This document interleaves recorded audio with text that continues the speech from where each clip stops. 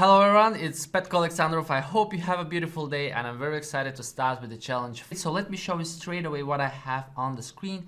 This morning we had a very strong yen together with the pound, and we have weak Canadian and euro. So that's why I took two trades. Euro yen on the short side right after the market opened. You can see where my trade is.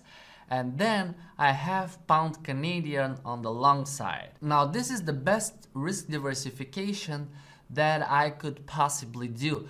I could also trade pound Canadian and euro pound, or euro yen and CAD yen, right? But then I would have two trades with the same currency.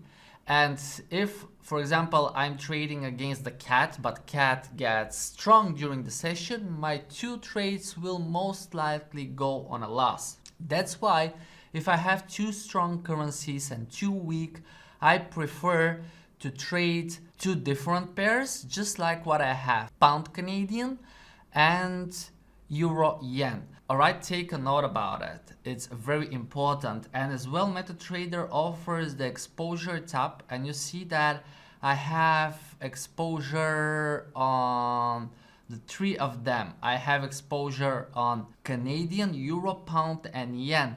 If I was to trade just versus the Canadian or versus the euro, that would not lead to an equal exposure. Okay guys, so what I have as a setup with two of them, I took quick trades after the market opened because I saw that yen and pound are strong, euro and CAD are weak. And as well, if I show you the hard time frames, you will see what I have. Pound Canadian is very strong. We have a clear uptrend.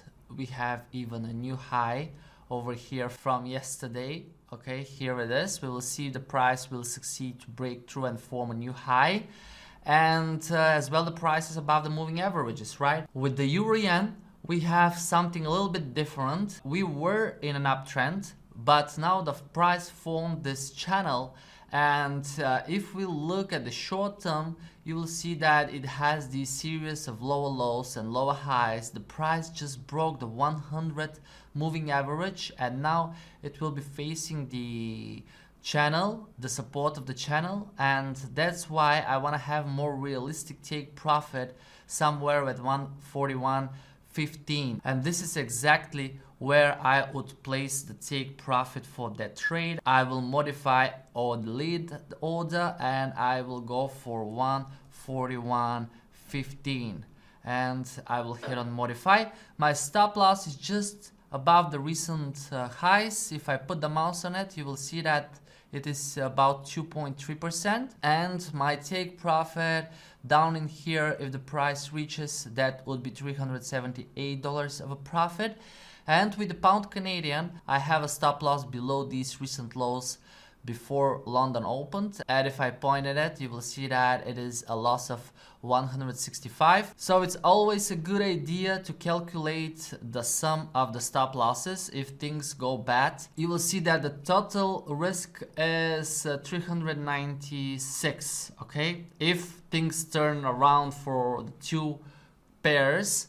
But as I said, if you keep equal exposure between different assets, you decrease the chance that both stop losses will be hit, right? However, always calculate the total risk. And something very important, it depends really on the move, it depends on your risk tolerance. But if you want to keep your stop loss right in here, below the recent lows or below moving average or whatever you are using for stop loss, and you see that your loss would be too big, above the 5%, then you should decrease the entry lot. Okay, go for 0.5 or 0.3, 0.1.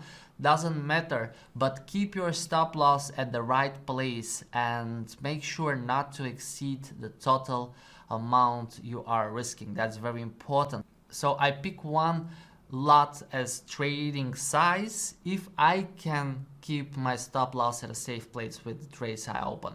I hope that makes sense, guys. Alright, so keep an eye on the trades. Pound Canadian goes on a very nice profit. Euro yen is just hesitating a little bit sideways. CAD is very weak, yen is very strong, and euro just climbed a little bit in the forex profit supreme meters, so keep an eye on that. But until yen is strong, I am alright to keep the short trade on euro yen. If things change, euro goes above the yen and the forex profit supreme meter, then I usually would close the trade and exit manually. Alright, I will keep you updated with the results.